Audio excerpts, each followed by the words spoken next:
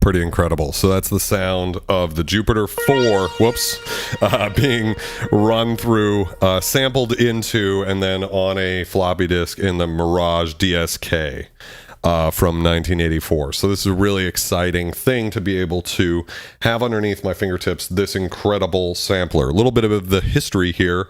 Bob Yates, the crazy genius madman who invented the Q chip that's in the Mirage, as well as the SQ80, the Apple II computer, the Commodore 64, created this incredible digital oscillator, which enabled this Mirage keyboard to sell for, I want to say, $16.95 in 1984. To put that in perspective, the next cheapest sampler from the time was E-mu Emulator II, which was $8,000 in that's 1980s money, which is quite a lot more today, and even more than that for something like a Synclavier or a Fairlight, which were 10 grand plus. So for this thing to come out in 84 at under 2 grand was like a market killer.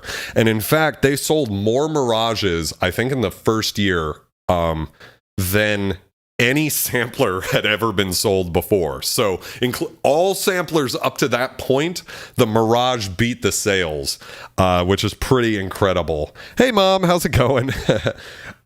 It's interesting to think about how long it's been going on. Time flies with the fun and stuff. Yes, I know, it's incredible to think that Scum Night's been going on this long, which, by the way, real quick, every Wednesday at 9 we're doing something. Usually it's talking about vintage synthesizers, but every so often it's doing something else.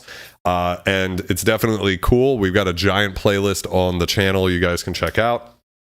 How's everybody doing? Dare I ask how much this costs now? So the great thing about the Mirages are they're relatively cheap. I think it's kind of like the Yamaha DX7, which, because there were so many made, they've just had kind of like, they're not as brutally expensive. The Korg Wave Station's another one of those that's not brutally expensive, and you can get these relatively cheaply. So the other incredible thing about the Mirage is it's, I believe, 8 voices, and each voice has a Curtis VCA and VCF in it. So it's the 24, if I'm correct, it's the CEM 3328 chip, which is the filter, and that's not exactly the same chip as the Oberheim OB-Xa and OB-8.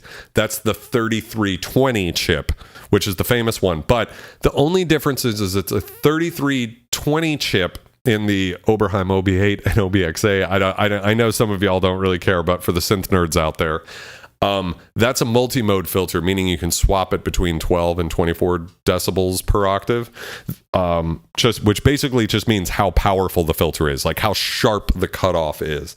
Hey Anna, on the Mirage DSK, what we have going on is it's always in 24 decibels an octave mode, but that's really cool that we've got 8 analog filters over the top of these incredible samples. So what we're going to do is load in the next sound off of this floppy disk.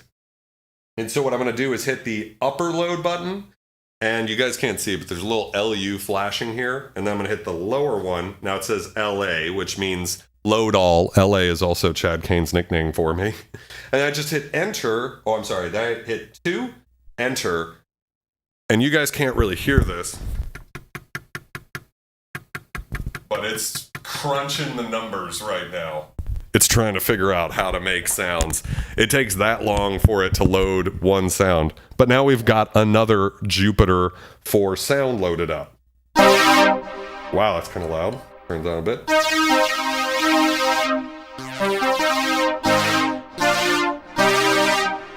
It's actually very thin. I just want to point out here that the mod wheel is interesting because it always is doing what it's doing. It's always doing vibrato. So if I load a sound and I had that accidentally up, it's just going to sound vibrato-y, but I can turn that all the way off down here.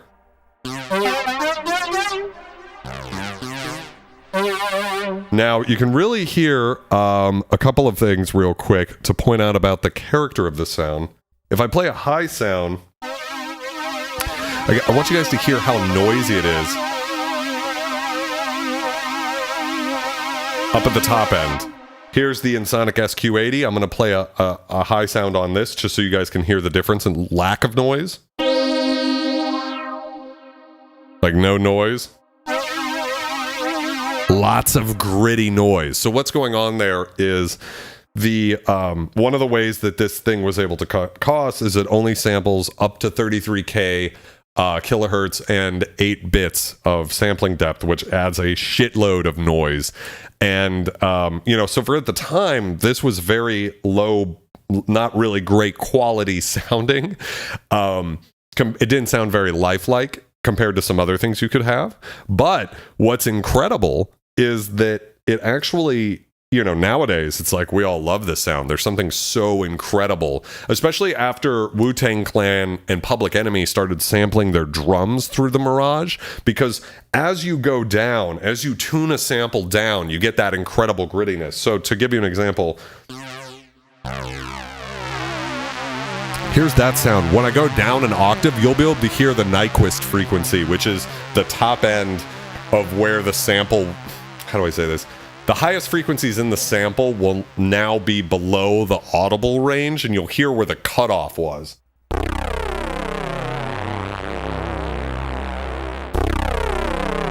You can hear that that's very, very grimy. So this thing has this incredible grime sound to it. Let's pull up another sound here. So it's, once again, just crunching the floppy. Mic stand's giving me issues. So what we're going to pull up now, this one, I believe, used the Jupiter 4 to create like a sort of wind sound. And then we have a Taurus synth sample up top here. So let's check this out.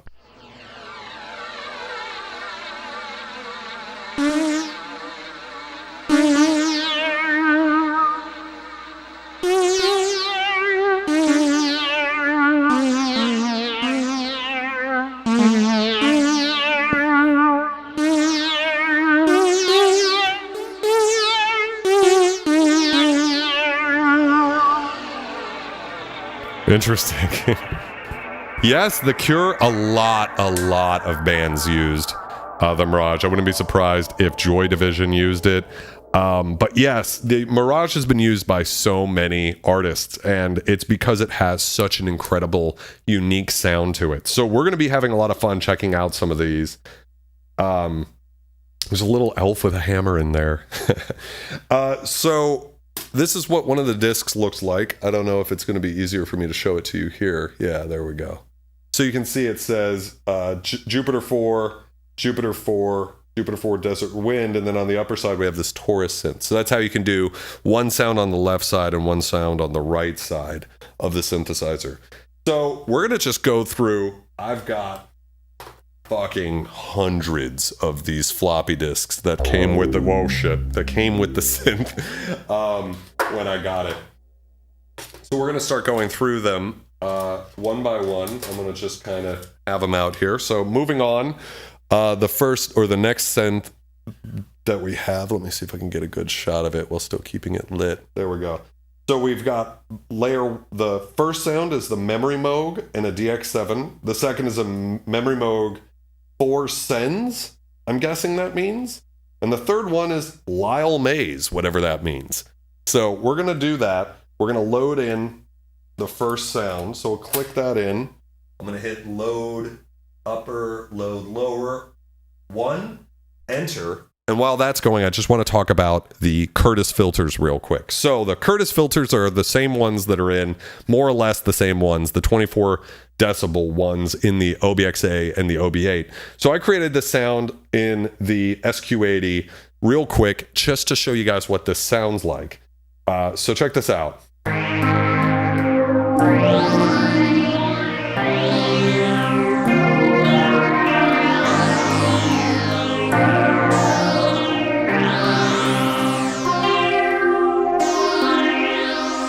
So that is that incredible Curtis chip that's in the SQ80, the Mirage, and as well as like the Matrix has an updated or a different filter in it.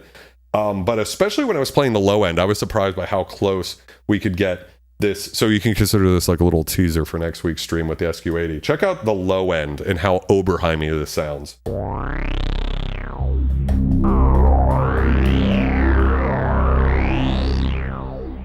Doesn't that have that like Oberheim growl that is so famous? I don't know. I think, and so basically those exact same filters are in the DSK. And in fact, you can get an EPROM and turn a Mirage basically into a SQ80 Lite because it has the same filters and the operating system is basically compatible. I don't know why, but I heard like a stone with that one. Yeah, I think those are the chords I was playing more or less, was something like that. So anyways, let's check out this sound. So on the left, it's the memory Moog. On the right, it's the DX7, more or less. We'll see what it is.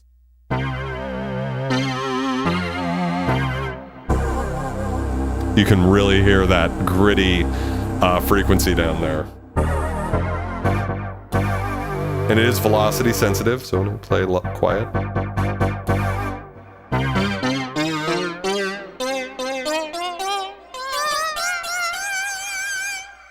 Wow, you can really hear the digital grit up top. What the hell is that?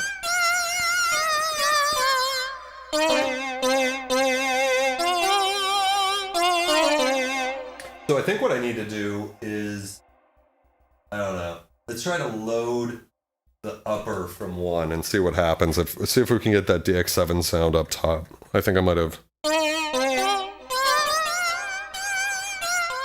Well, I guess not. So something to pay attention to, too, with these samples is...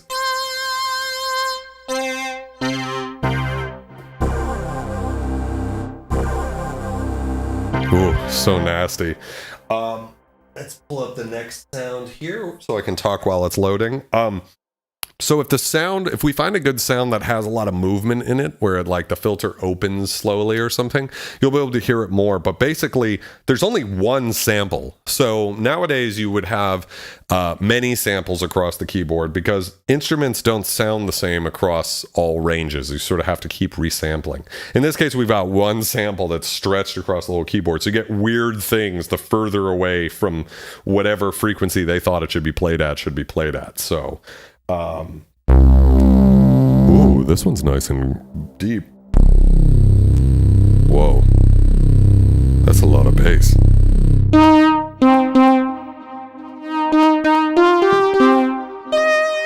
That is very thick.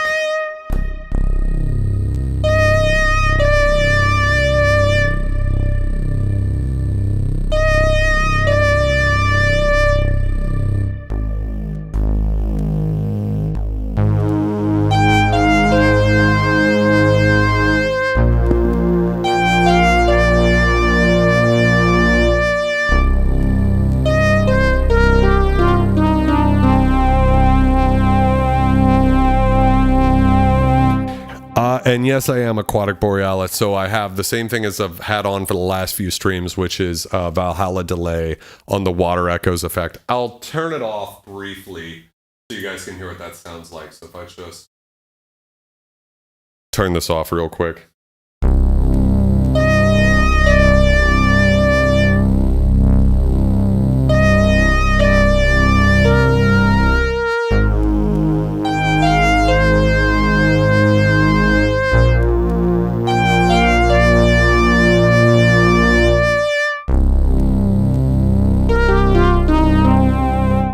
So that's it dry.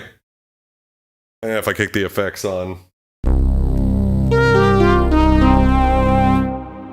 you can hear just a little bit of reverb and stuff to help the sound be a little less annoyingly dry. But I've noticed on this one, you don't really need a lot because some effects and stuff can be sampled in to the actual sampler. So when they created the sample, there can be EQ. It even says in the manual, like, when you make your samples, EQ them ahead of time. That way it sounds better than if it was just the raw sound.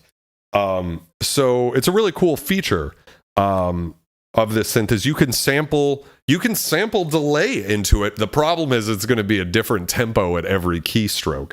So this is a really important piece of history. We'll go ahead and pull up the next sound here. It's going. It's working on it. Lyle Mays was an incredible keyboardist who played with Pat Metheny, a jazz guitarist in the 80s. We heard him live. Oh, that's awesome, Mom. Well, this is the Lyle Mays sound, so I don't know. Does that sound like Lyle Mays to you, Mom?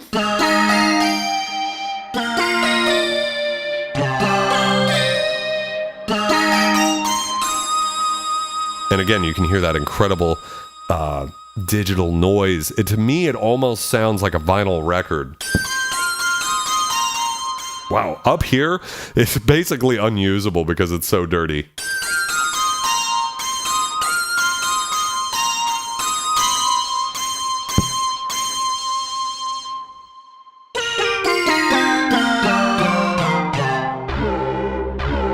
So here, this is a good example. So you can hear how the sound has almost vocal quality.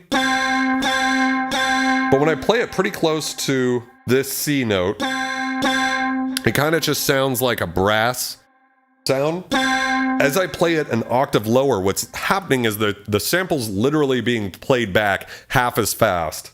So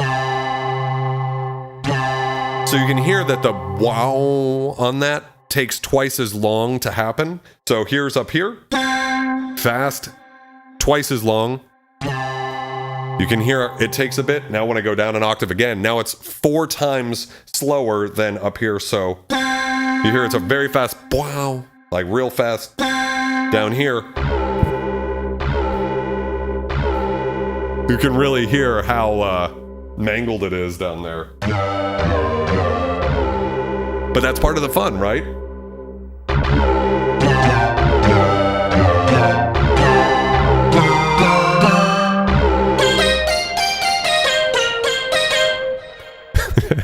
Interesting thing. I don't know if I would say that I think it sounds particularly like Lyle Mays. I don't know. What do you think, Mom?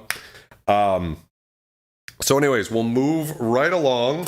Check out some more discs. By the way, I want to know when you guys hear a sound that you really love. Please drop it in chat because I want to keep track of these guys and figure out what sounds I want to keep sort of like as my like golden sounds to go to. So moving right along, we're going to pull up. Oh yeah. So I don't know if you guys can see this. There we go. So we got the Yamaha CS40 with ring modulation. We've got the granddaddy of them all, the Yamaha CS80. These synths go for $100,000 nowadays. And then a computer-generated hybrid. What? Insanity. So this is going to be a lot of fun.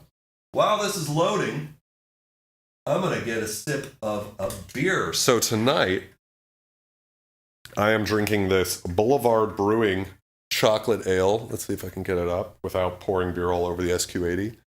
So it's their chocolate ale with cacao nibs and vanilla extract, a collaboration with Christopher Elbow, a limited release. 11 IBU, 8.7. So we'll give it a quick little inspection here. Oh, yes. Yeah, it's a nice amber color. I don't know if you guys can see here better. Yeah, it's got a nice sort of a reddish thickness. Lots of sediment floating around in there. So, for all of you scum out there who hang out every Wednesday, this goes out for you guys. Cheers.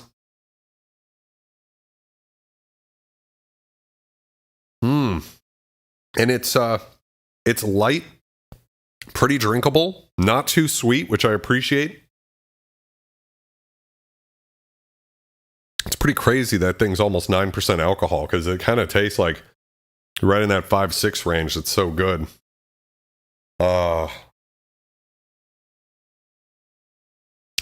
Sounds I love. The signing out, you guys won't give me enough medication. Wait. I'm signing out, you guys won't give me enough medication that begins with D and turkey sandwiches. What does that mean? It's not too chocolatey, Aquatic Borealis. I need some context, Nikki. I wouldn't say it's got a very light chocolate cacao flavor. I wouldn't call it very high. So, Yamaha CS 40 with ring modulation. Oh shit.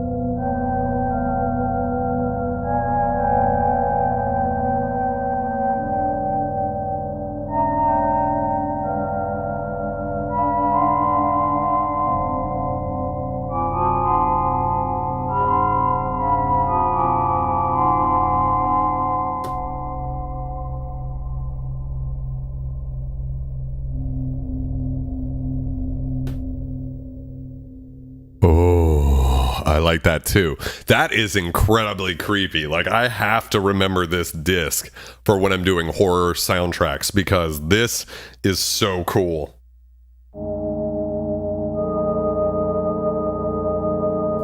It's like instant ghostly score music.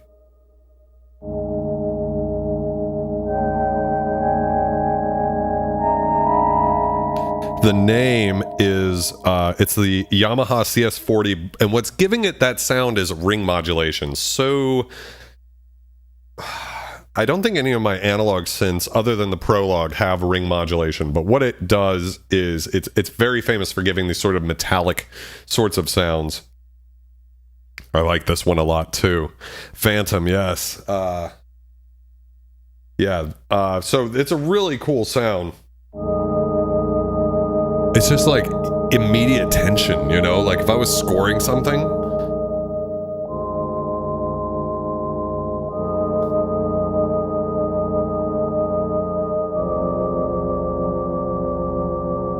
It's like instant horror movie. It's so, so good.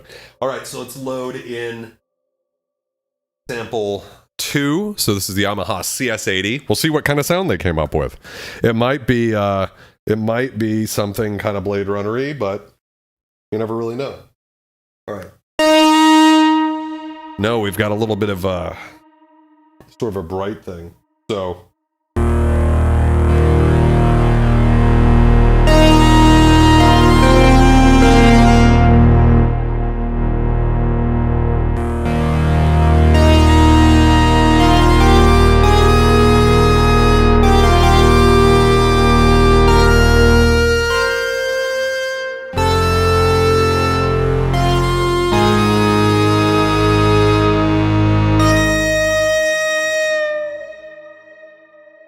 Little brassy CS80 type sound. Really, really cool though.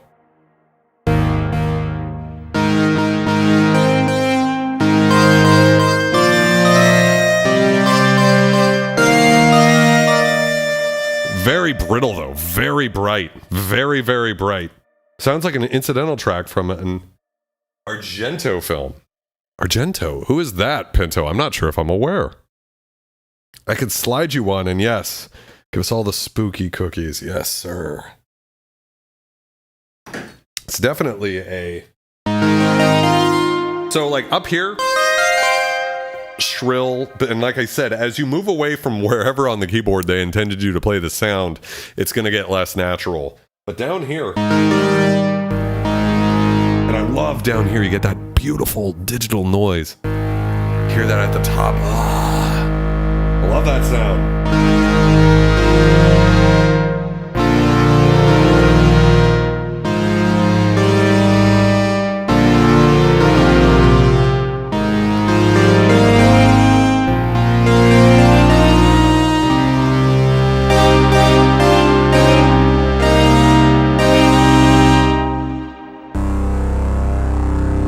down here, it's lost all of its juice. But here, very, very cool. All right, and then we moved on to, I believe it was hybrid. It was like a hybrid thing. So we'll go ahead and try that out while I drink a little bit more alcohol. Pour the organs all over my face. So, while we're loading this sound, how's everybody doing? Anybody have anything interesting that happened to them this week?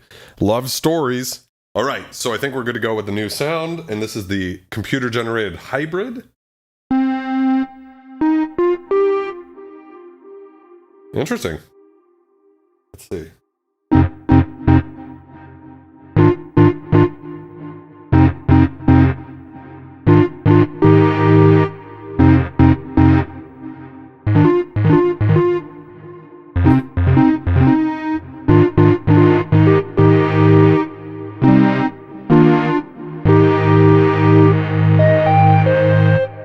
Ooh, it sounds very cool up top there.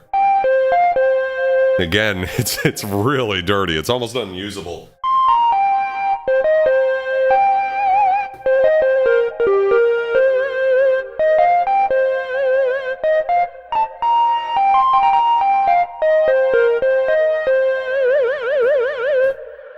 Really interesting, cool sound.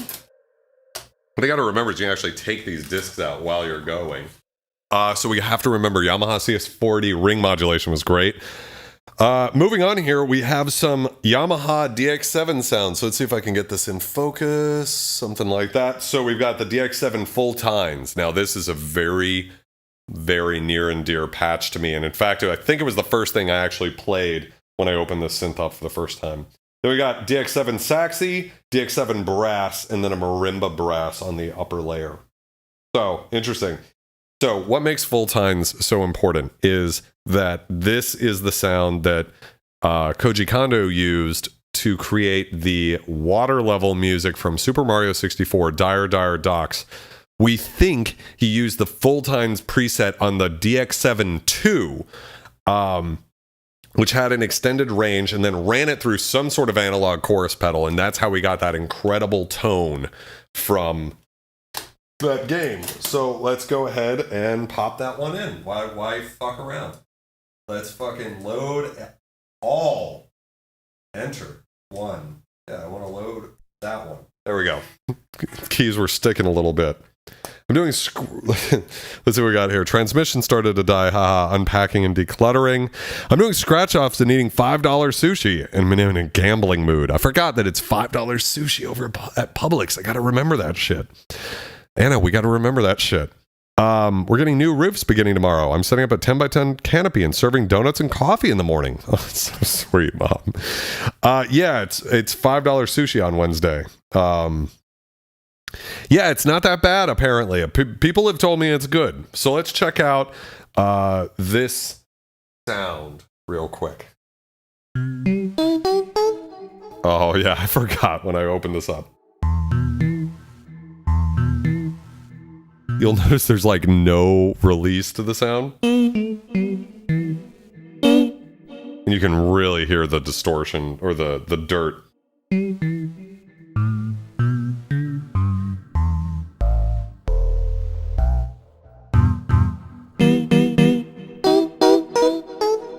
The sound is so short. Like if I hold a...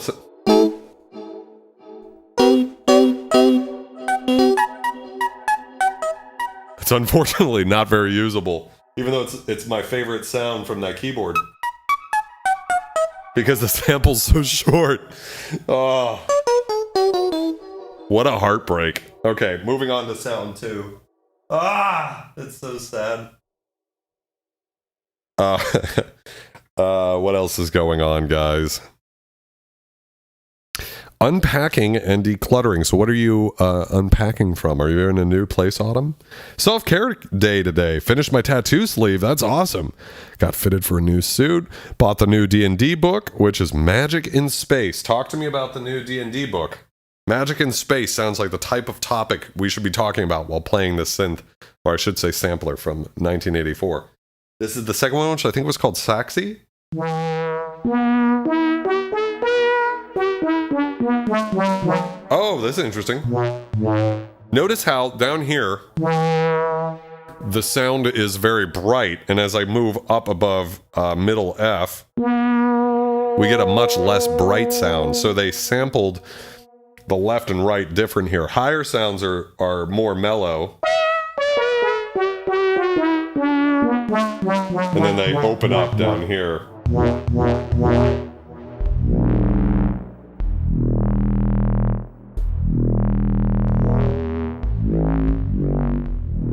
That sample almost gets kind of dubsteppy, right?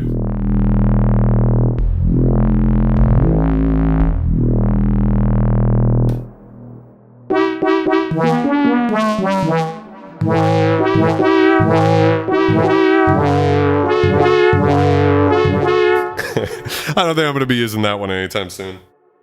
Moving on to the third sound, which I think was DX7 Brass. Hey, Renee, welcome to the stream. Watching this 4 a.m. in Burgundy, France with pizza and wine. My barrage broke, so no more sound. That's heartbreaking, dude. Well, but pizza and wine sounds pretty good. Damn, I wish I was drinking pizza and wine. Shit.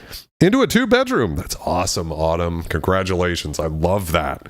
What's up? Oh, yes. Everybody's been watching this documentary on Woodstock 99. Really cool. Yeah, what a shit show. Let's see. It's called Spelljammer. So far, Nikki has discovered space hamsters are 6 feet tall, a race of space penguins, and I want to play as a GIF, which is a hippo person, but they're very colonial British. Wow, that is something. Okay, well, lost the chat. There we go. All the way up, baby. I want it all the way up. There we are. Let's check out this last sound. This is more useful, sort of a marimba-y. You know what? It reminds me of a steel drum, like a hang drum.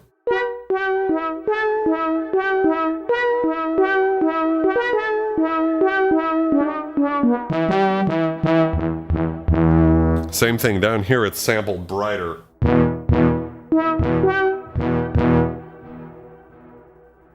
I don't know, let's try something more like this.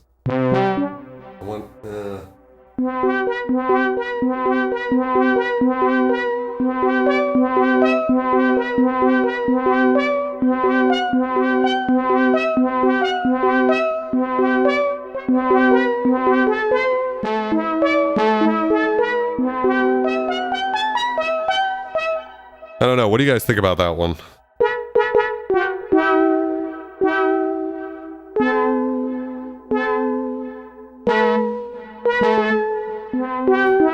It's annoying a little around that point because it sounds really good in this area, but you've got that crossover. So it's dark here. Now it's very bright. Dark and long, bright and short. It just is what it is, working around the limitations of these old pieces of hardware. So let's see what else, what you guys are talking about down here.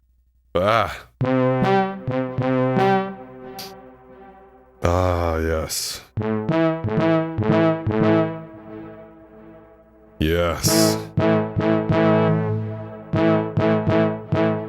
Yeah, you've got some eccentric players, Ryan, that's for sure.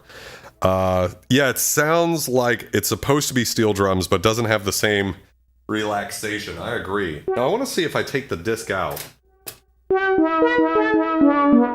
Yeah, so you can see that it still works. I have to keep remembering that. It seems like it shouldn't, but what it is it's loaded it into... It's loaded it into memory, so we should be good to go. I'm going to check out a couple of these. Let's see here. I want to skip past, I got some vocal ones. Ooh, so we've got Synclavier, Synth Acoustic 6 plus 12 string, and Synth Electric 6 plus 12 string. I don't know if you guys can see that on the stream. But I want to check out some Synclavier sounds since that would have been very expensive at the time. Let's go ahead and load this in. There we go, it's making the sound. I just want to say that, what was it? A Race of Space Penguins is very similar to At the Mountains of Madness, which I think is the scariest Lovecraft story, or at least it scared me the most. It's probably not the scariest, but I think that was the most scared I'd ever been reading Lovecraft. The Beverly Hills Cop theme. So I'm curious to see what an all really digital synth sounds like through this. It's interesting because you hear not just the sound of the synth, but also the unique character bestowed upon it by the Mirage. So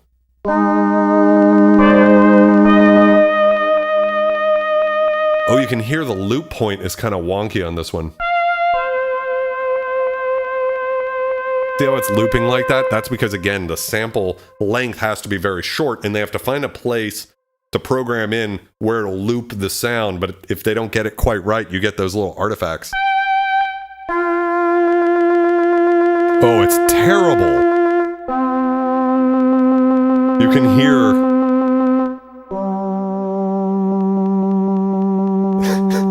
How did anybody think that that was commercially viable?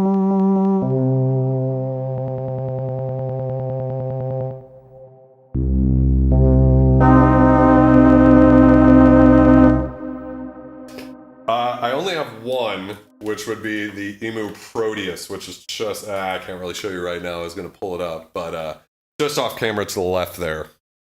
And it's not a synth, it's just a Rompler. I think that's the only thing I have that's E-mu. Yeah, it's the Proteus Master Performance System plus Orchestral, which would be my favorite, one of my favorite instruments that I have. God, it's such a heartbreak that it's got those terrible loop points. Because it's absolute, the sound is gorgeous.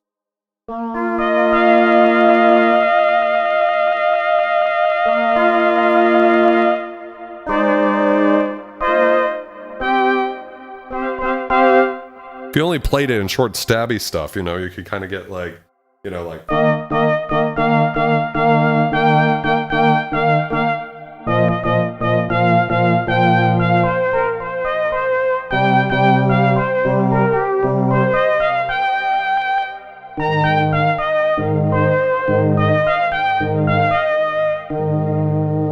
The problem is the moment you hold it down too long, it start getting that sound. It's total bullshit. All right, let's load in the next sample here. I think so far the winner of the stream has been the Yamaha CS 40 ring modulation sound. Like, that's getting used. And the Jupiter 4 sound that I started the stream off with, that was definitely my favorite so far. Do you guys have any other favorites I've played? I don't know Ryuichi Sakamoto, Aquatic Borealis, unfortunately. Ooh, hey, we've got acoustic guitars. This could be really cool sampled. So we'll see what we got here. Let's try a little.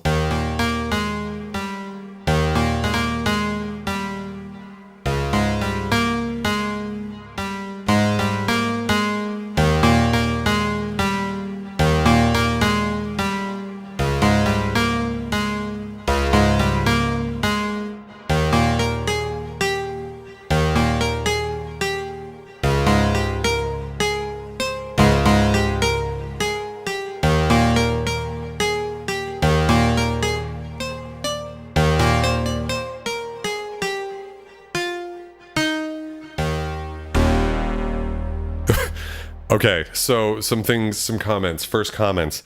This sounds like a real acoustic guitar, doesn't it? Doesn't sound anything like one. Doesn't even sound that good here, but up here...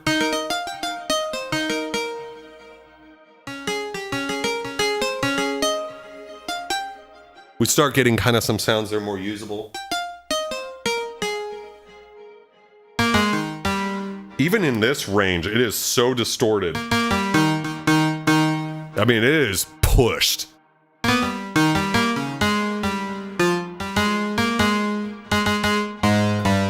And then down here, it's practically an electric guitar. I mean, that's a nasty bass sound. Really, really cool. Ooh, love a David Bowie film. More like a sitar. I agree with that, Ryan. It's definitely got a certain sort of sound to it.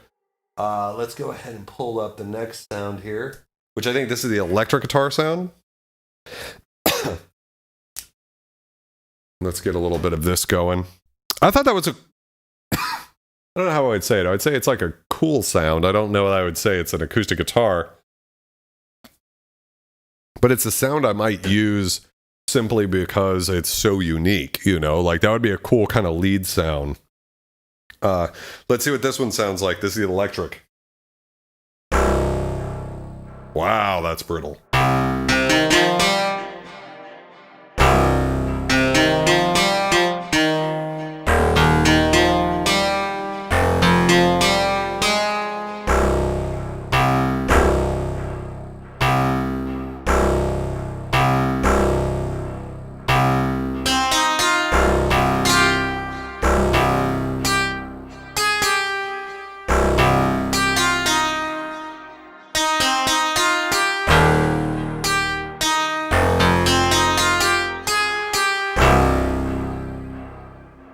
Big.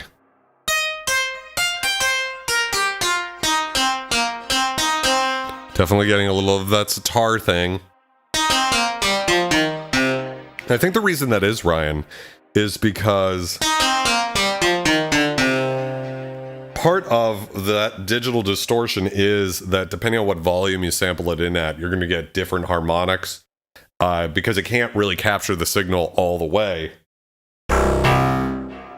And so a sitar has like naturally more harmonics to it, as those bright metallic-y harmonics, which aren't that different than bit crush distortion. Like, does that sound like a Stratocaster? I don't think so. But it's definitely something.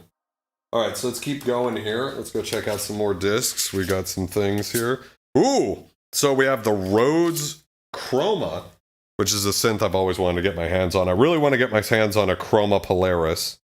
So the patches are called, I don't know if you guys can read this, Chroma Fat, so fat, Chroma Fat Filter, Chroma Brass Filter. Those all sound like things I'll probably like. So let's go ahead and try it out. I'm going to load both. Enter. All right. Yeah, I don't know. So far, I think the Yamaha CS40 ring mod sound is still my fave. Do we have any contenders for the second best sound? Has anybody found anything that they're into? Let's see here. This might be it. Wow, that is gnarly. Pretty much unusable for the low octave.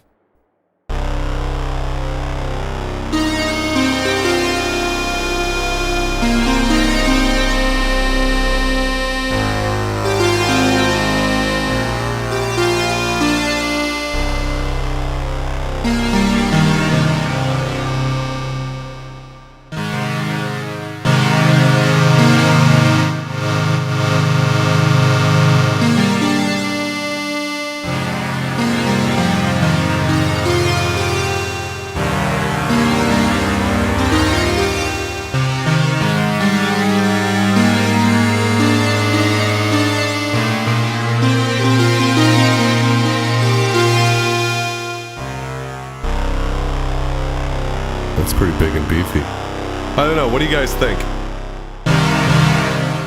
Go ahead and try.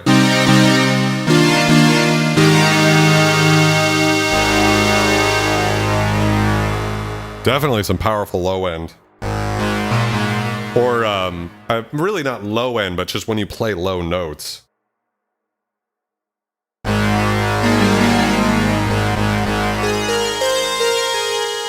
I control the octave? I don't see any easy octave switches. I'm sure it's a parameter in there, but yeah. I don't know. What do you guys think? Let's go ahead and load the next sound while you guys discuss. Pretty cool.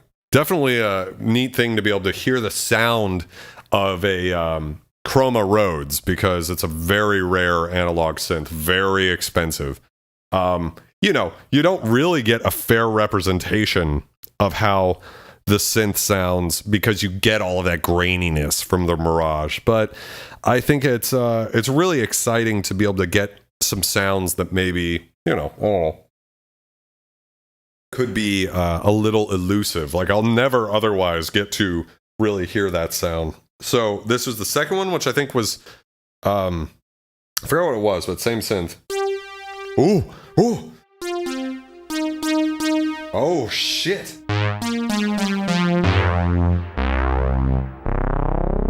Ooh. Shit, bitch.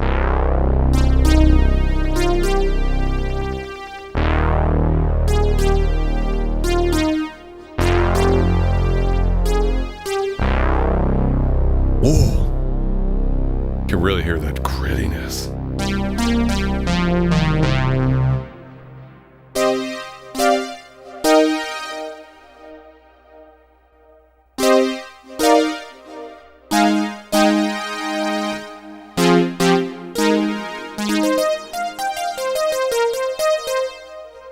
I think that the Chroma Road sounds so good, it even sounds good in the Mirage.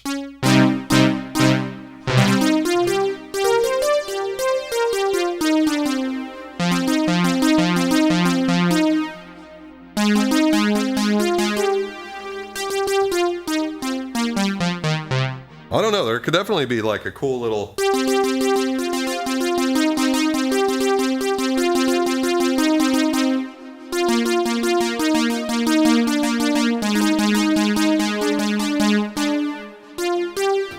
some sort of little thing there.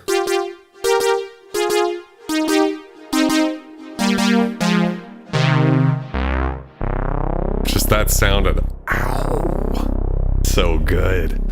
Love it. All right, so I like this disc a lot. I think this has been one of the better discs.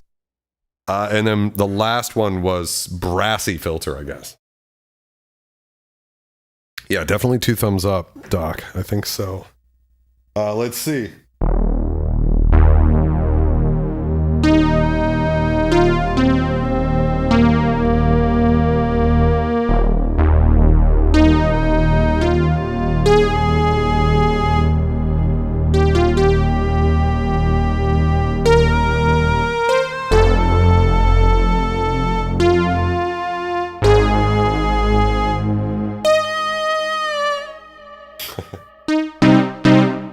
This one's pretty good too. I like it kind of a little lower actually.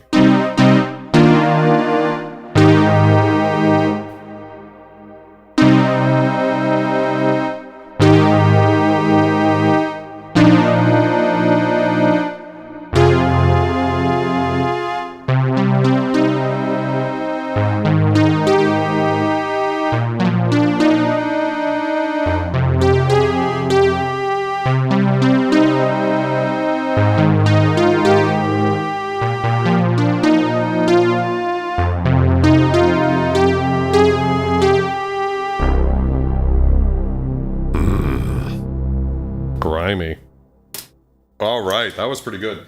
I want to see if we can find some not synth sounds to try from this massive collection of discs that I have to see how it sounds like, because what they could do for the first time with samplers that wasn't possible with analog synths is actually capture the sound of real instruments and see how those work. So it's clear that, you know, Ensoniq or the, you know, Mug MIDI users group was trying to capture some cool stuff. Oop, I gotta remember this one. I love the Akai AX60. That's another one I've always wanted to get my hands on. We got the Matrix 12. We'll try that out. We got more Chroma fat filter shit. That's pretty funny. We got some choir sounds we could check out. Ooh, we got the OB-8. That we can is get to one there. seriously perverted bitch. Anonymous with the $6.66 donation. Thank you very much. I appreciate you, whoever you are out there. Thank you so much. You guys are awesome. We got the Alpha Juno, which is cool because I have it right over there, so we can kind of hear how that sounds. Let's see what else we got here. I want to check out a couple of different things. We got a bunch of synth sounds. Let's keep going here. Let's see if I have anything I can use that's not. We got an accordion. That'll be interesting. What else? Ooh, we got. Okay, so let's go ahead and pull this one up. Synth strings. So on this disc, we've got. Let's see. Here, let's see if I can get in here. We got synth strings. We got DX7 Rhodes. I don't know if you guys can read that. It's very hard for me to figure out how to hold this. And then an EX8000 jazz guitar. So the EX8000 was Korg's worst polysynth that comes after the Poly 6. Then they did the Poly 61. Then they did the Poly 800 or something like that. And the EX8000 is the rack mount version of that. So we're going to go ahead and try that out. Load in sound 1. And we'll see how some of this sounds. Because I want to find some sounds that we find usable. And in fact, I want to keep over here. I'll just keep some of the ones that we liked. Oh, God. Ring modulation. That's been really the star of the show. And the Jupiter 4 samples are really good. So we'll keep those over there. Because I want to make sure we have these on hand. Okay, so let's check this out. See, this is what I need. I need sounds that are kind of useful like this.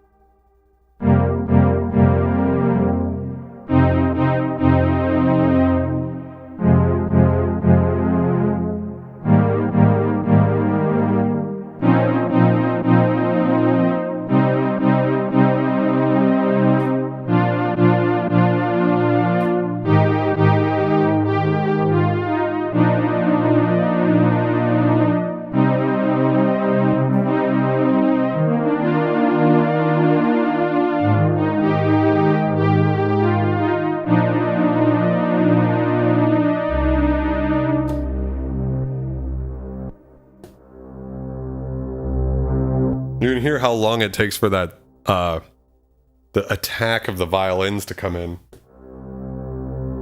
Way too long compared to up here. It's like instantaneous. I really like this sound. This would be a great sound to keep on hand. Because it's mellow enough that it doesn't get too... Like, some of these sounds are very brittle and annoying. So that's a good one. I like it. We're going to load in sound 2. I already forgot what it was. Does anybody remember? Oh, God. I wish I was good at this. All right. So, we've been streaming for about an hour. I have a question for you guys. Oh, shit.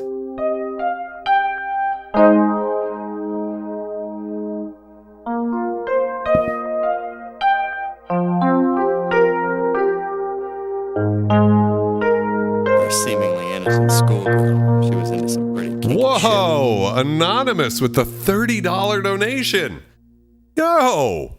Dang! That's awful generous of you. Thank you so much. Whoever you are out there, I appreciate it. You guys are too good. Too sweet to me. And I also want to say thank you again. The generosity of everybody just reminded me of how awesome you guys were last week, raising over $500 for our friend Igor and his family in the Ukraine, helping out friends in need. You guys came through in a massive way for him and his family. So that means the most, not just to me, but he also told me privately how much it meant to him. So thank you guys very much. Just a reminder of that. This Rhodes sound is really good. It's not quite as bright as the full Tyne sound, but it's much more usable.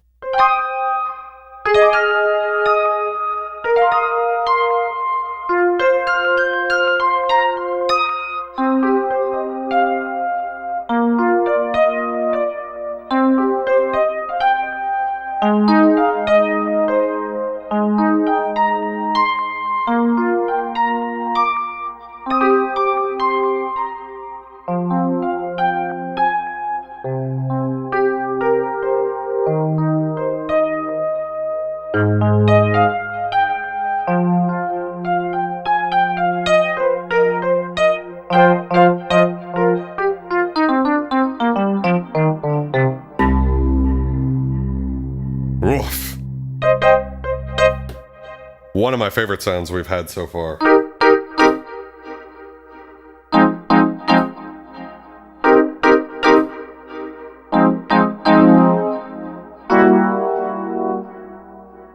That chord was fucked up. 40 years ago, all these sounds were so unique and exciting. Now with software like Omnisphere, yes, exactly.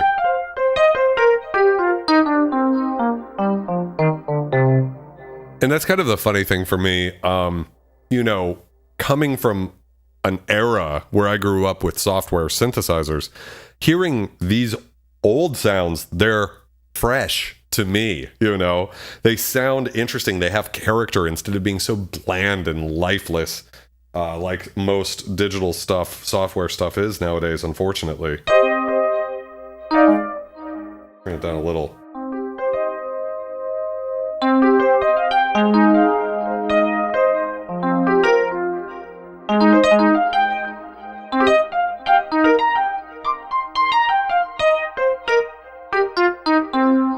Really useful E-piano sound. I'm really in love with that one. So we've got two really great sounds on this disc. This one's definitely going in the keeper pile. In that movie Cat People from 1982, classic erotic horror film, David Bowie did a song for that too. Well, I might be able to do some research for you, Aquatic Borealis. I've not seen that movie, but I'd be interested to know. A lot of these synths for me actually come from me having a favorite song or something that used a particular bit of hardware. So SQ80 used by John Carpenter. I've got the Korg MS-2000B. Let's just move this up a little bit. See this guy? This sound was used in the Metroid Prime series.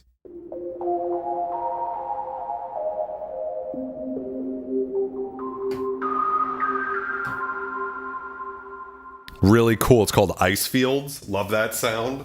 You know, so a lot of my techno fetishism actually comes from me wanting to capture a bit of that. You know, like there's something that I am really into.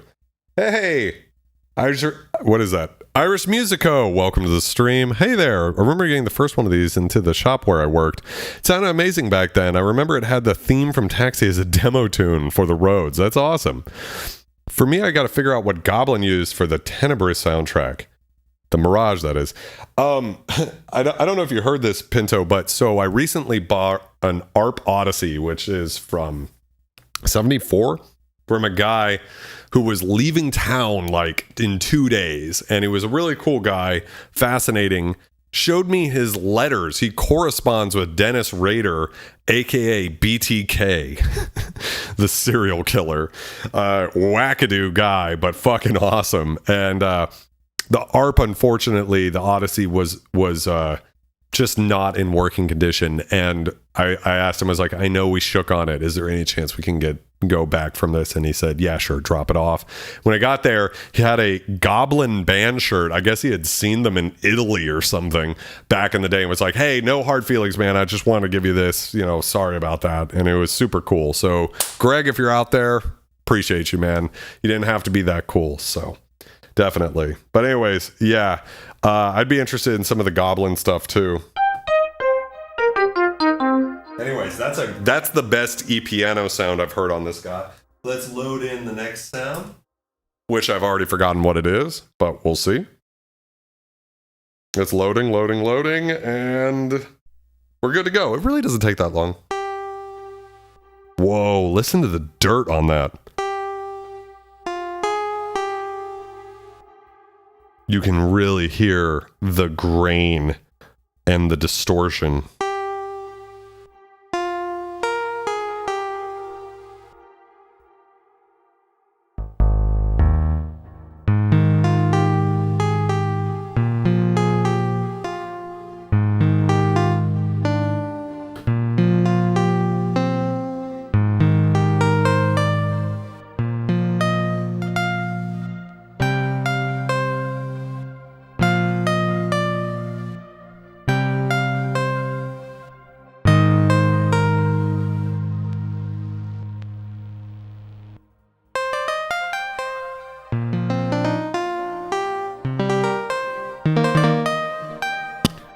That is a very cool sound.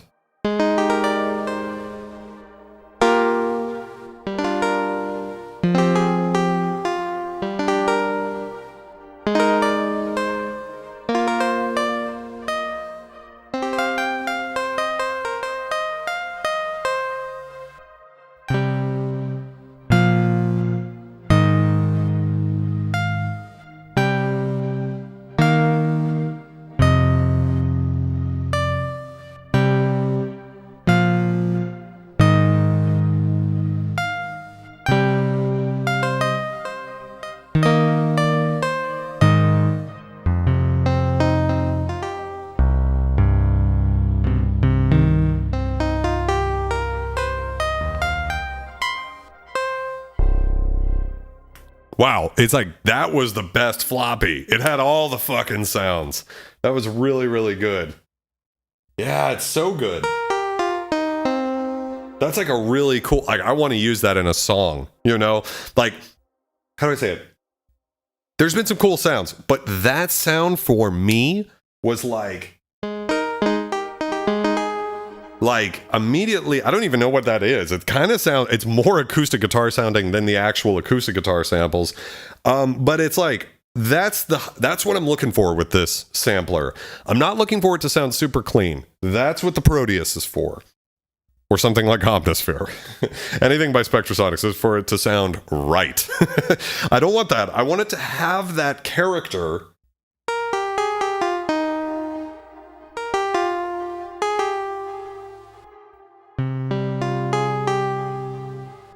You know, like a little...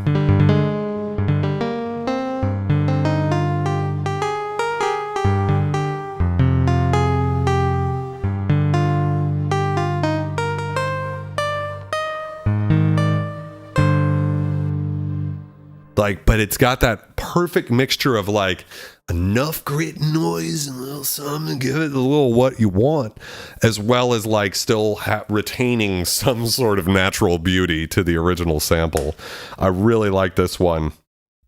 Yeah, it's super nostalgically savory. I upvote that one. Theme from Taxi. Really cool. What is this one called? That was the jazz guitar from the EX8000? Fuck. Now I'm going to have to buy that synth. I've been thinking about buying it for a while. The reason is an EX8000 is almost always the cheapest analog synth you can buy on Reverb. They float around, you know, like 800, or I'm sorry, $400 or so, which is pretty crazy. You can buy an analog synth from the 80s for $400. And nobody says it sounds as good as the Poly 6, which I have over there, so I haven't felt the need to go get one. But man, that was really good. That was really cool. Anyways, let's see what else we have here. We could go... I want to try this one. We got accordion here. Let's see if you guys can see this. If I can hold it in a way that's not stupid. Accordion, ethereal piano, fun piano. We got an organ and a digital piano, but we'll just load the... we'll just see what we get here. I don't know. Ethereal piano sounds nice. It's really nice that this all pretty much works, too, you know? Sometimes when you get a synth, it's pretty bad. While that's loading, once again, just a palette cleanser. Here's a not grainy synth.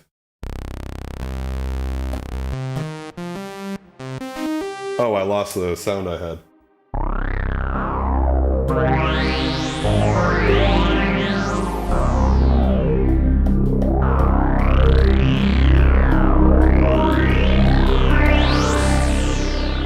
That's you know, some analog filters right there. So let's see what we got here. We got an organ up top here. Terrible loop point. Is this the ethereal piano?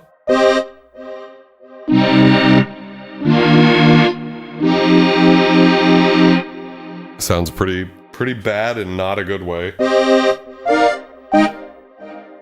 Okay. Oh, maybe that was the accordion? I don't know.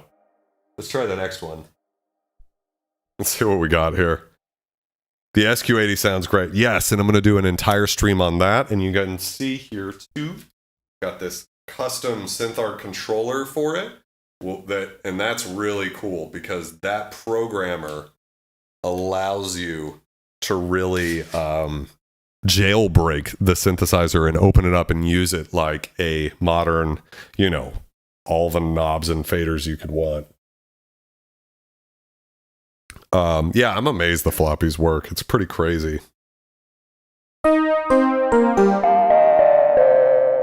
This is a weird floppy. So this E-piano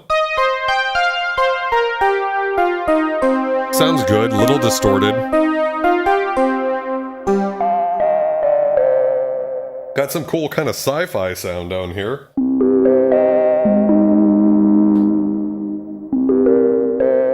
I don't know, something like this makes me think you gotta kind of go in your own direction with it, you know.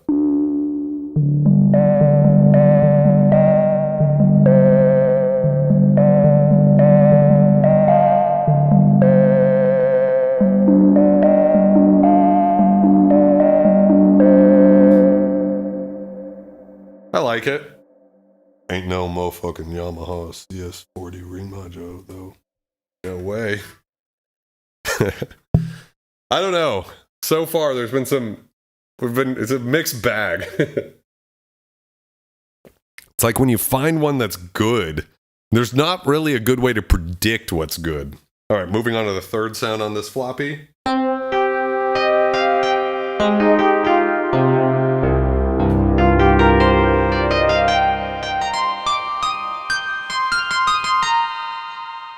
I'm over it. What was that? Fun piano? None of this makes sense. Okay. Let's see what else let's see. Synclavier. Let's see, can I get you guys seeing this? We got the Marcato strings, cello violins, and a Kurzweil choir. All famous synths, samplers. Go ahead and load in some of these sounds. Marcato might be interesting for some like Hans Zimmer-esque stuff. So let's see what we got.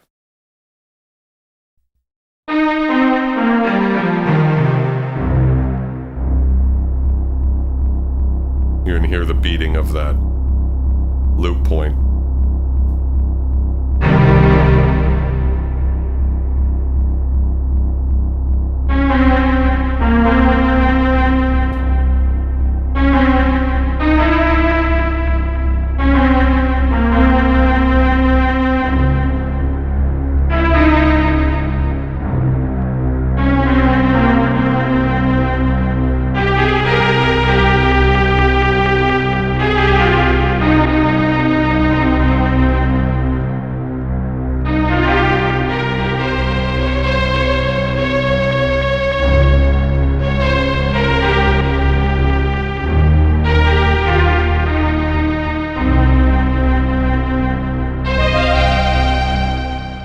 Kind of useful. The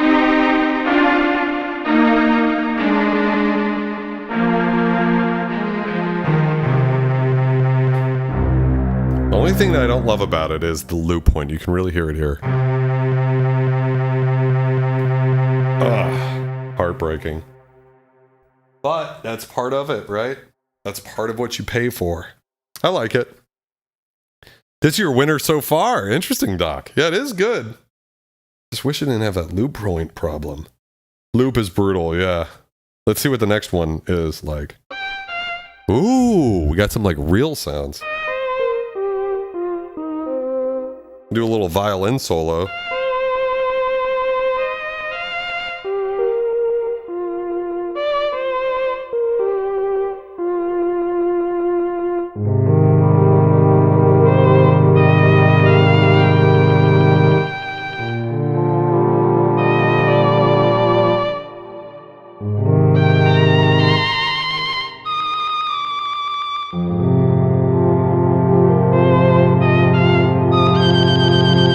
Wow, the loop point is terrible up there.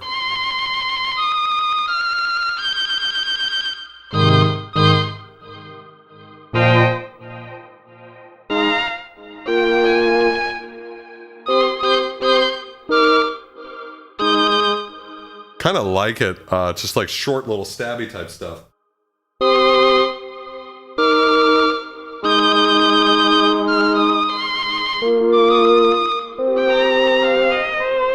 I don't know, actually, I kind of like it too. Yeah. It does give it like a little tragic.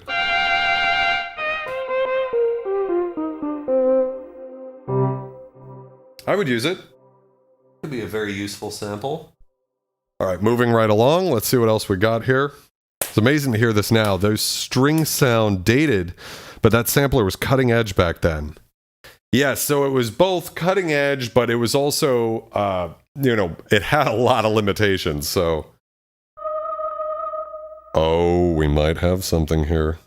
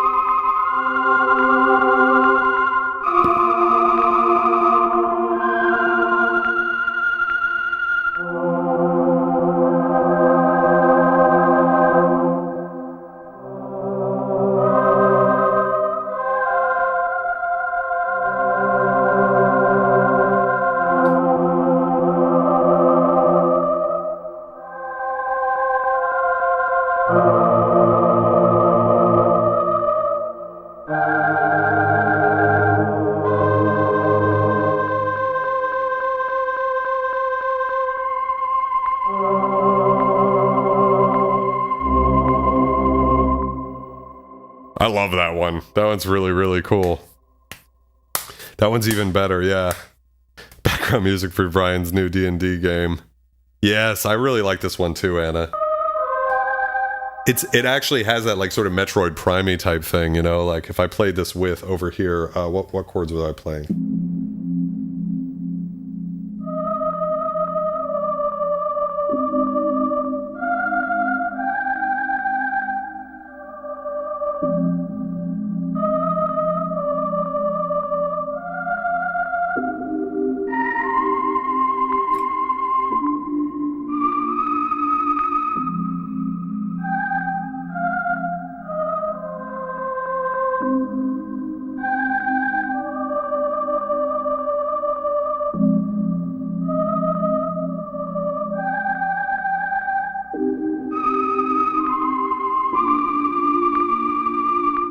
Like that combination of sounds is so intoxicating. That's definitely one of my favorites that we've had so far.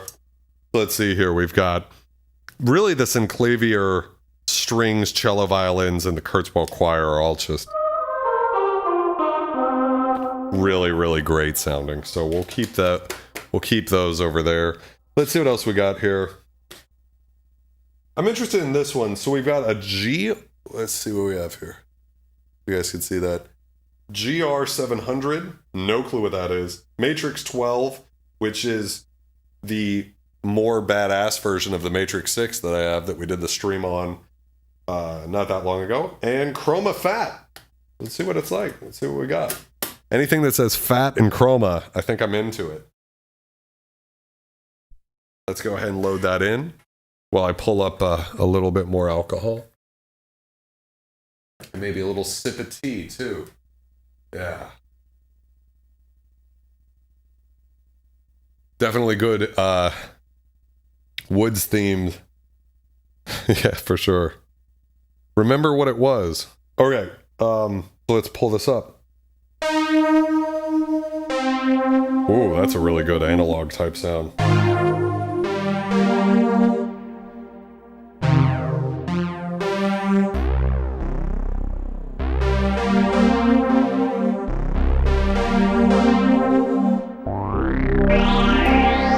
That's the difference between a real synth and these samples.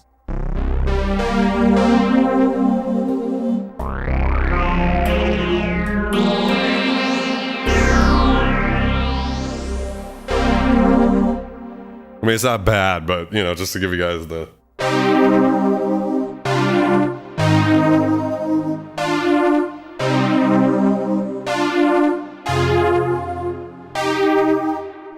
It's actually not a bad sound at all. I've already forgotten, though, what it was. Oh, I think we're pulling up the Matrix 12 now, something like that. I'm hoping it uses one of those cool filters in the Matrix 12. So it has some stuff in there that's a little different. Oh, GR700 was a guitar synth. Interesting Irish music. Yeah, cool. Let's see what this one is.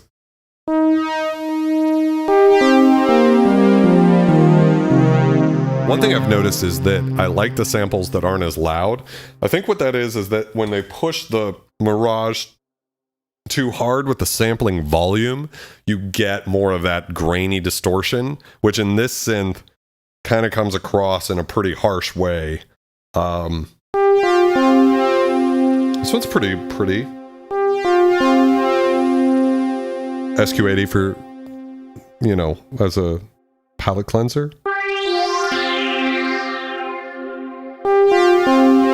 The second sound, I think, holds up pretty well.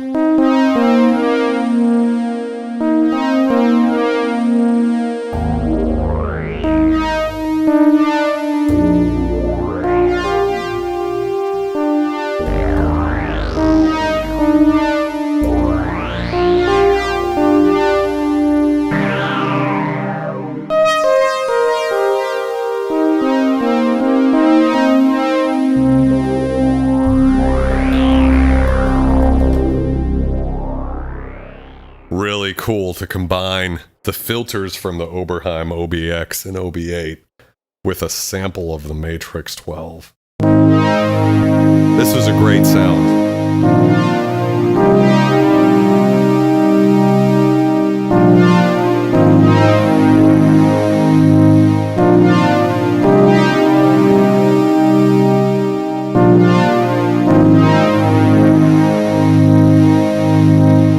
Definitely one of my favorites that we've had so far. Really, really great.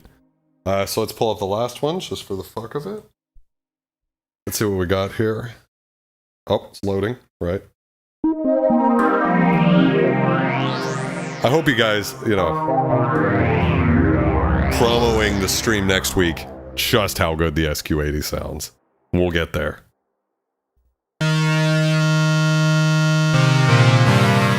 Almost like a bell type tone.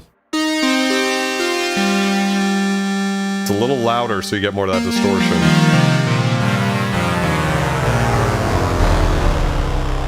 And it's just falling apart.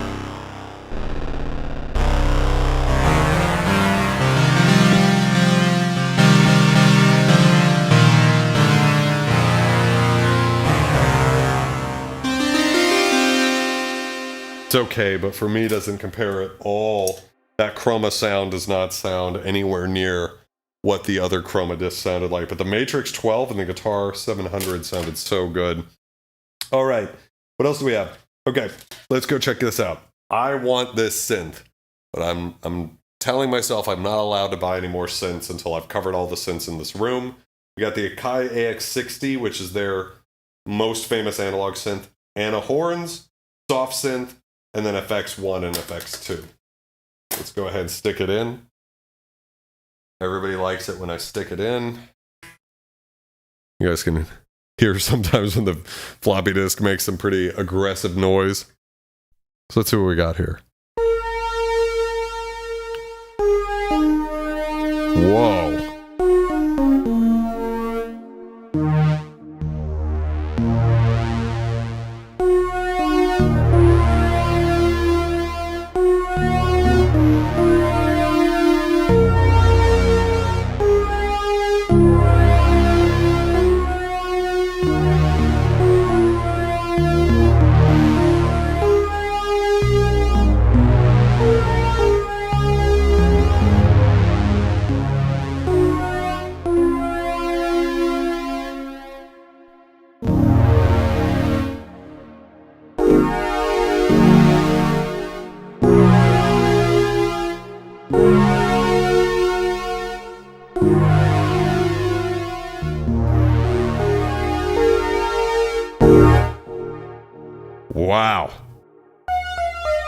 It's interesting. Okay, so I don't know if you guys can hear this. There's some intermodular distortion happening really low in the sound. Getting weird, like, low notes. I like this one, too. One seriously perverted bitch. Yo, Anonymous tipped $8.88. Whoever you are out there, thank you very much. The comment reads, a gnarly bit of history. It is. This is a really cool sound. Lots of movement. Really, really cool. Thank you for your generosity. Anonymous tonight.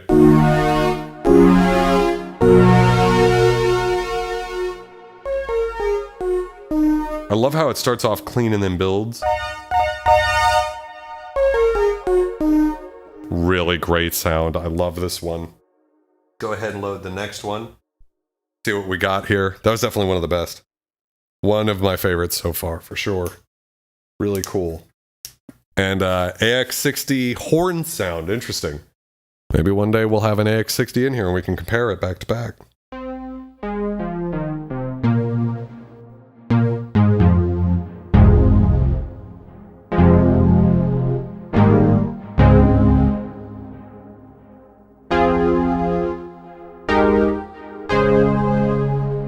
Interesting. It's kind of almost like an analog piano sound. And once again, you get that really weird intermodular distortion up here.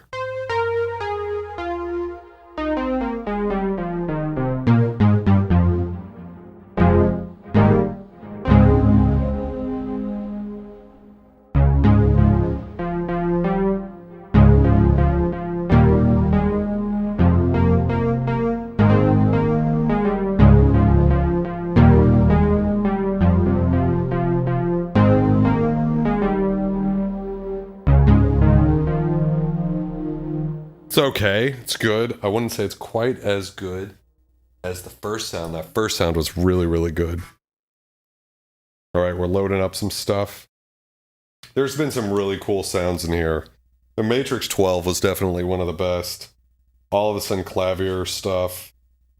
The jazz guitar. I want to pull that one back up. That was... Oh, fuck. That was one of the best. God, these streams are such a shit show. Oh. Little sample and hold action. This is a good example of where you can really hear how, because it's one sample. That sounds cool, right? As I go low, though, it's playing back half the speed. Ooh, it's kind of like a Crystal Method type sound. They did have one of these.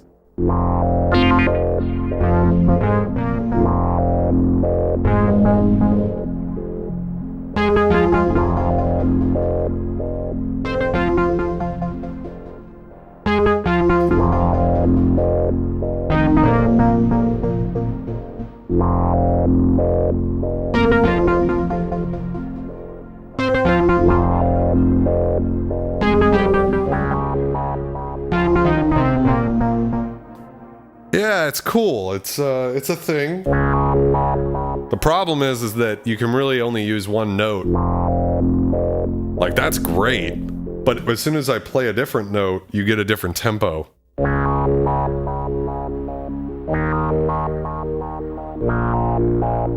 Which isn't that big of a deal when I'm playing by myself here, but if we had drums, it would be pretty cacophonous. Also, if I play a chord, it'll be pretty cacophonous.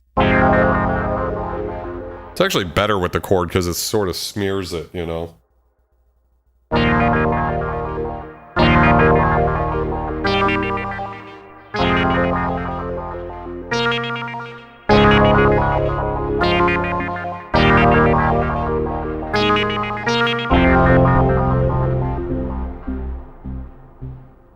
Cool. Not bad. Let's move right along, I think. It's been a lot of fun, though, guys. Just hanging out with you, putting discs in a motherfucking sampler from 1984. I feel very blessed. I'd just like to say, not only do I have the coolest friend group on the planet, the SCUM Family, and you guys are so generous with your time and your cash, but I get to play with these incredible pieces of history. So, I mean, that's just something to be grateful for. I don't know. Just want to say I'm grateful. Ooh. Ooh. I think Daddy might have found one.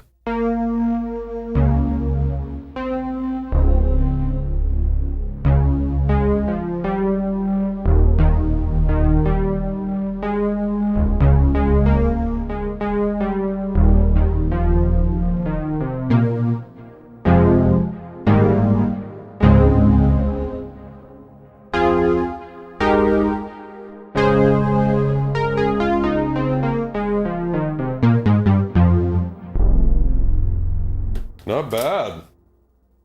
So yeah, the AX... That is one seriously perverted bitch. Anonymous with the $15 donation. What's up, Anonymous? You really throwing it down tonight. Thank you very much. Whoever you are out there, I really appreciate you. I appreciate everything you guys do to make it possible for me to take off of work and spend Wednesday nights with you guys. It makes a huge difference.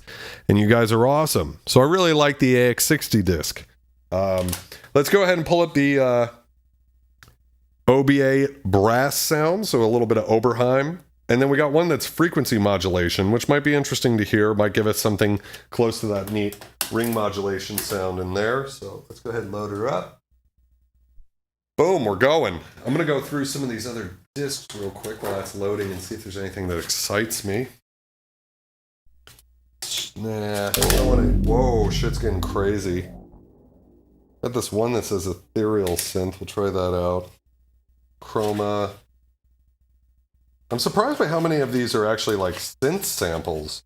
You know, like I guess that's the thing is like you could buy all these expensive synths. We should try this one.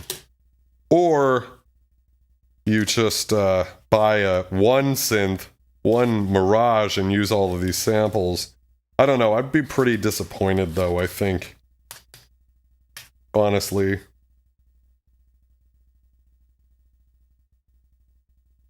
Let's see what else we got here. We got so many things in here.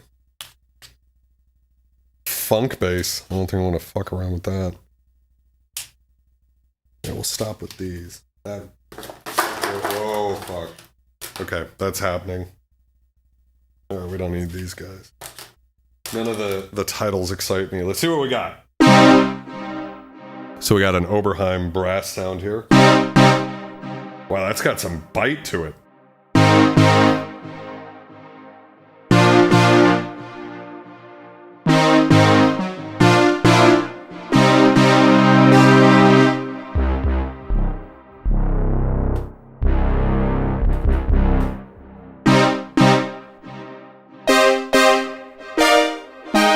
You know what's funny about it is because it's grainy and digital and it's got the noise, it kind of reminds me of the Kawaii K1's Oberheim brass sound.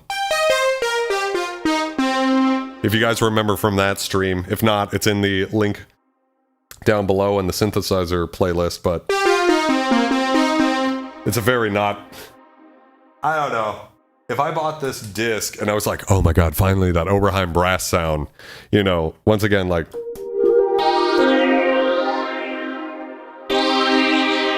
Like, that's the actual Curtis filter sound, and this one's just kind of noisy bullshit.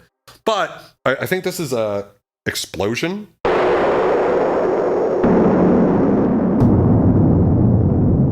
Could be good to sample to have like a sound effect, you know.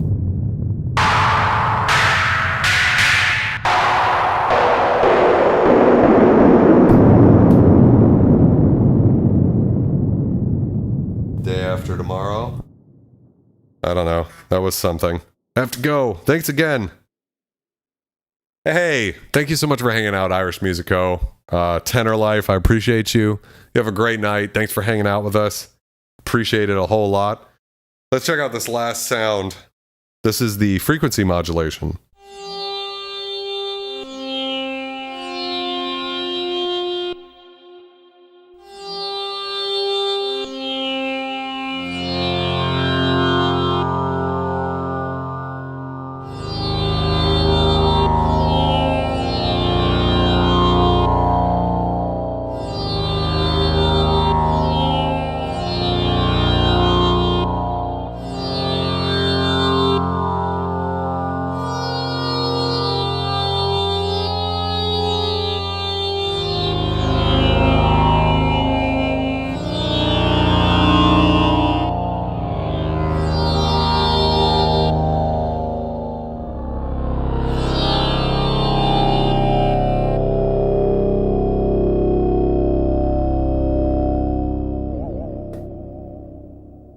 Okay, so that was like the fucking coolest sound, right?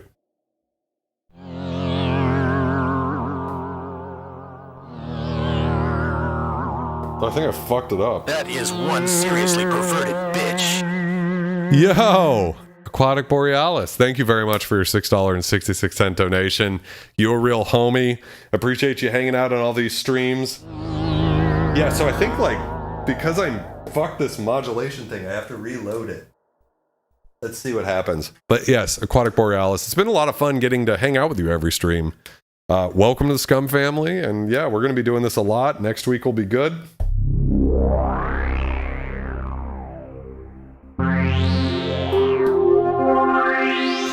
Let's go ahead and try this again. Whoa, I got like a different sound. Oh, yeah. Because it was the wrong sound. I'm an idiot. That was the sound I was supposed to load. Let's see here again.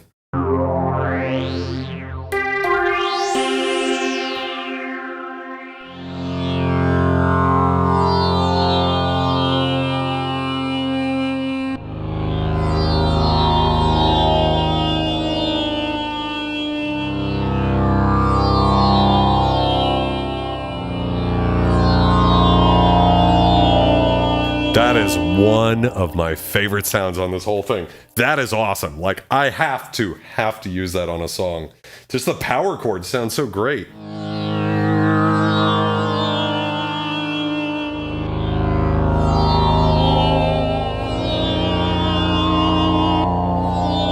I honestly think if I had to pick one sound, like, to leave on this, to use in, like, a Vulture Culture live set, like, it's so good.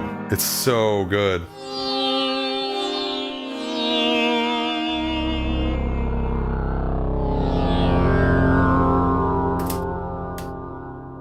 This is the shit right here. That gets it going. All right, what else we have here? This one only has 2 sounds on it, so I'm kind of like interested in that. It's Ethereal Synth and Cool Filter, which are both very enigmatic titles. So, write it down. Not gonna do that, Mom. Let's go ahead and try this out. See what, ethereal synth sounds like. Go ahead and try those same notes.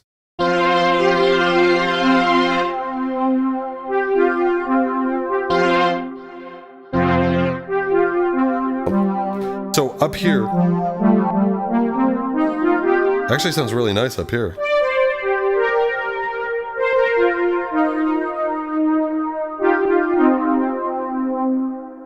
Not a bad sound. Not a bad sound at all. I have to get first day of school today, so school night, and have to get the little bear into bed. Well, Autumn, it's always a pleasure hanging out with you. Thank you so much. Say hi to Xander for me, and yeah, we'll be back next week with the SQ80. So I'm looking forward to that with you guys.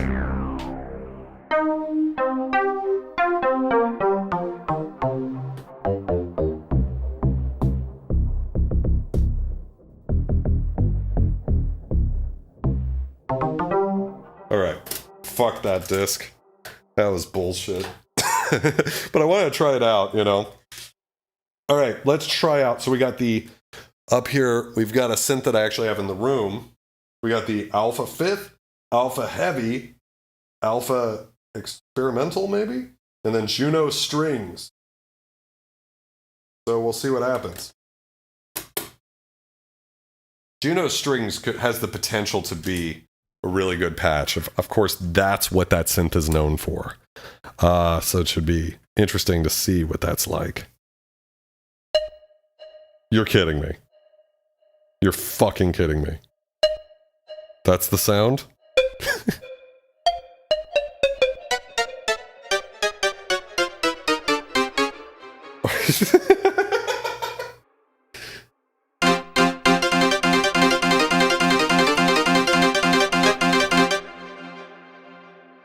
I mean, I guess if you do that type of thing, right? Like...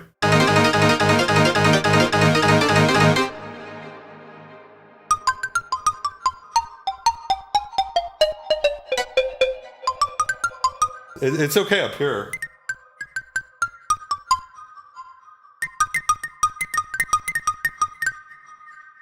I was not expecting those sounds. Let's go ahead and load the next one in. What a I know, the fuck? Yeah, I'm deeply confused by that too. Let's get some more tea into my mouth. Don't worry, that was just me crashing the tea cup into something. What are we up to now?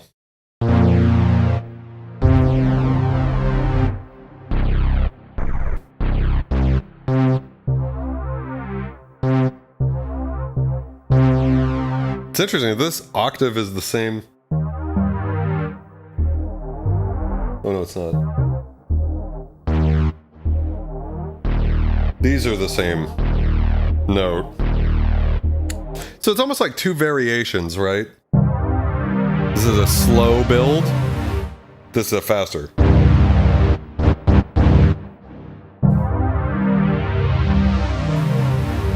I don't know. Unfortunately, not very usable for me, I would say. Not terrible. Someone out there might find it useful. It's one of the good things about these streams. I want to create some content for people who don't have the great privilege of trying out these ancient pieces of technology. So even if some of these sounds we don't use, I know some people will listen to this back and go, oh my God, I love that one, you know, so.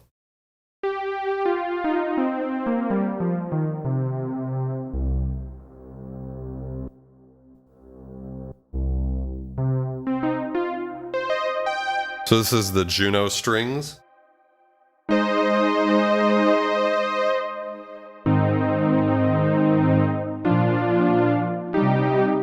You can play it fast, you know, you can.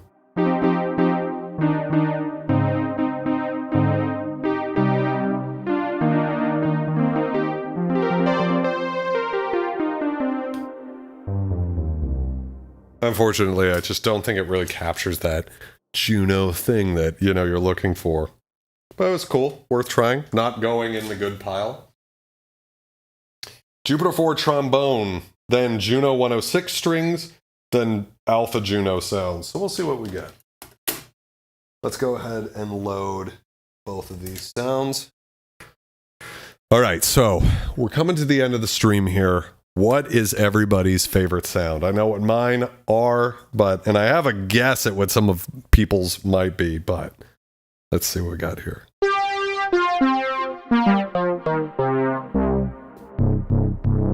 Ooh.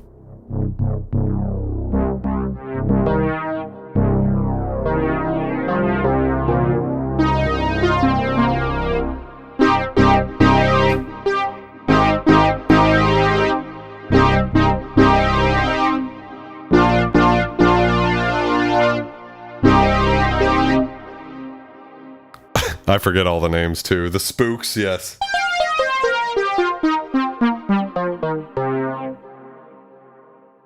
I think the that Yamaha CS40 one was the best.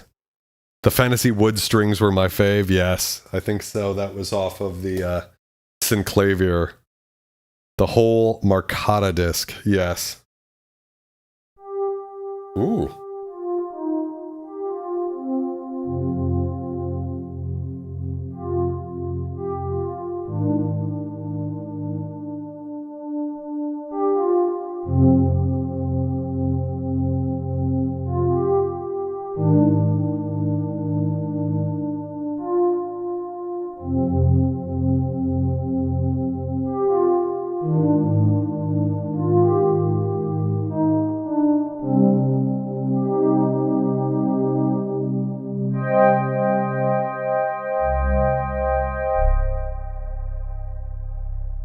That one is gorgeous.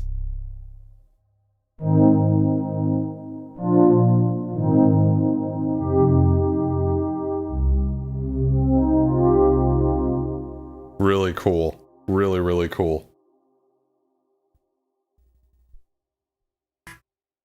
Let's see real quick while that's loading if I can find anything else that I think is really cool. Worth checking out. Let's see here. Got some old shit. Piano.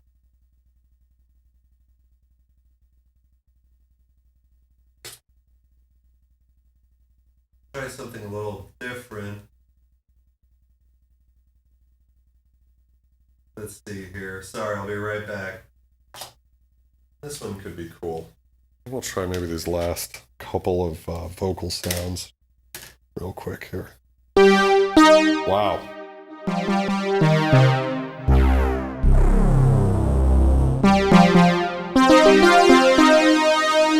So when they're like these like big brassy like right in your face sounds, they just don't. I don't know. They don't do it for me. So anyways, that was the Alpha Juno, but the 106 strings, which is that second sound, that was really good. So the 106 strings, really neat. So we got a lot of shit on this disc. We got flanged vocal and a swell choir, 4 processed vocals, fairlight vocal, ghost vocal, and hiss vocal.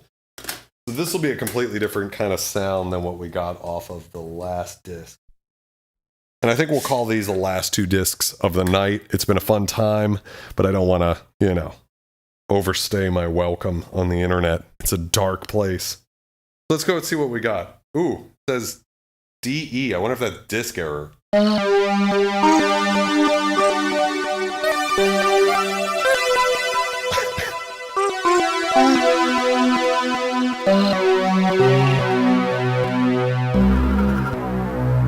I don't know if it's supposed to sound like that or not. Let's go ahead and try the second sound off the disc. Maybe this disc is fucked.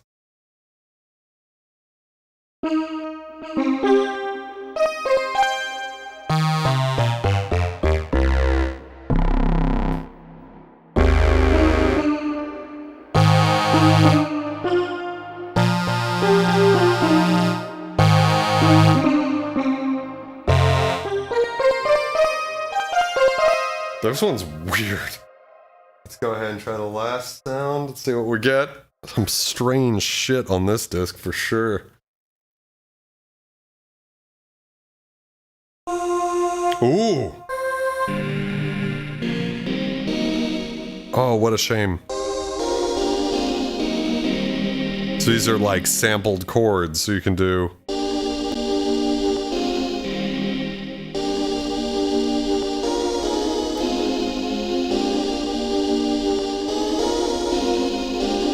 Kind of get some Silent Hill vibes. You know, if like we got a kind of cool bass line going. Would be. Or something like this.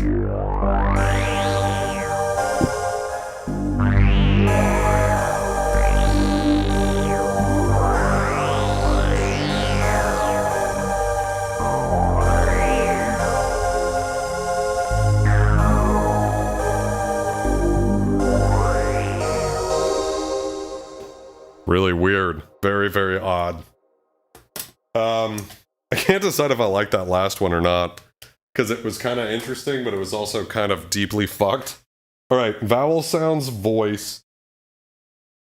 Vowel sounds, voice, Deep Monk Choir, Garth voice, whoever Garth is, maybe Garth Brooks, and string voices. Was Garth Brooks around in 1984? I don't know. Palette cleanser. Man, this synth sounds so good. I can't wait for next week's stream.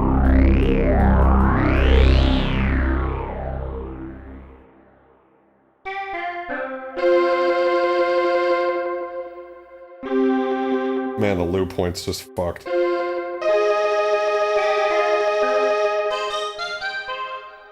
What a shame. Not very usable. What do you guys think about that last sound on that one? Floppy starts playing Friends in Low Places.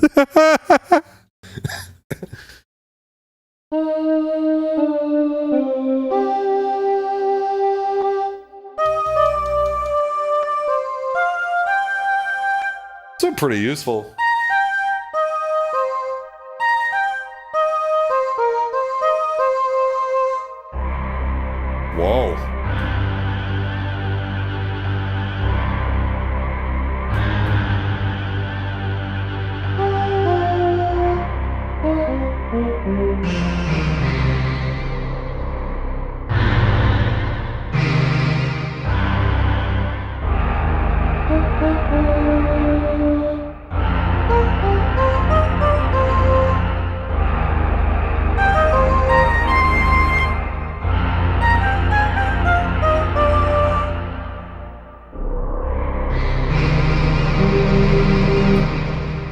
I don't know. All right, so let's see what we got. Let's see what we got here. Sounds kind of useful. I don't know. It's interesting.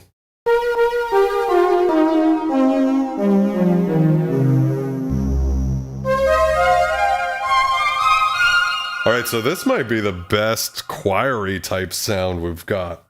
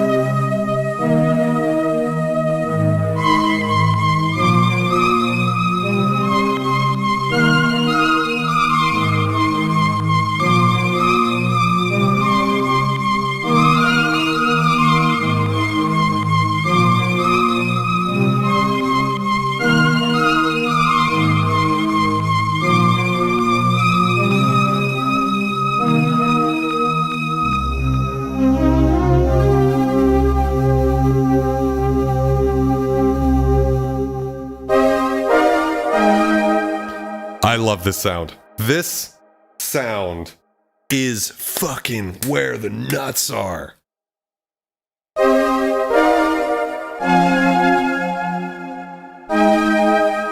Like, that is kind of what I was looking for something from the Mirage, because like a grainy, gritty, but still pure, you know, it kind of has that like the jazz guitar sound where it's like it's still got the purity of the original sound.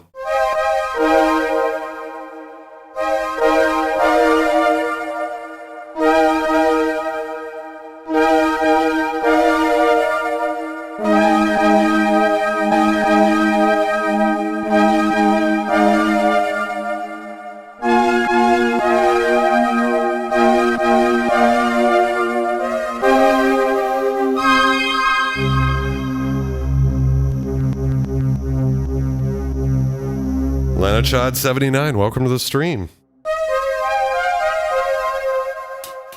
All right.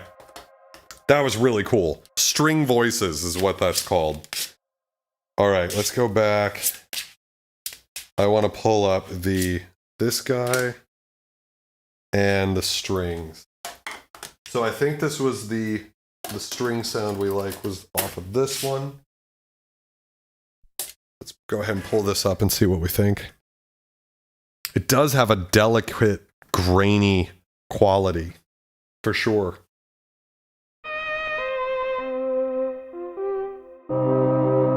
That's the violin sound, but I think you guys like the marcato strings, right? That's actually what you guys were more into. Yeah, string voices. Let's see.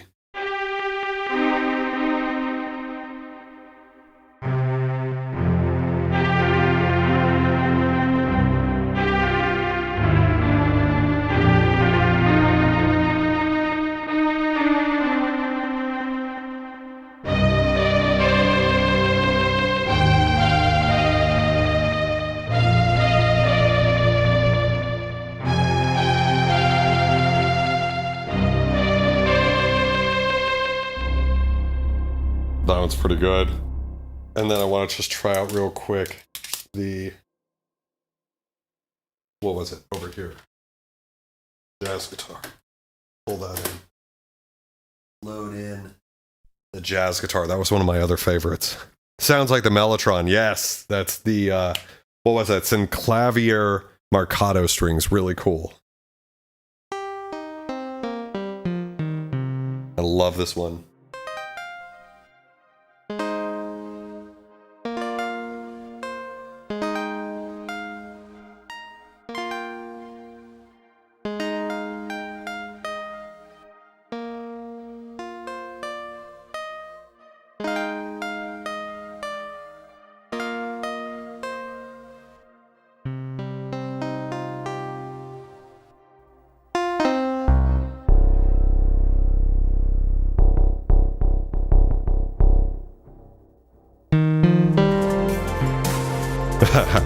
All right, so with that, guys, we're calling it a night. What a cool stream. Really fun to get the awesome chance to fuck around.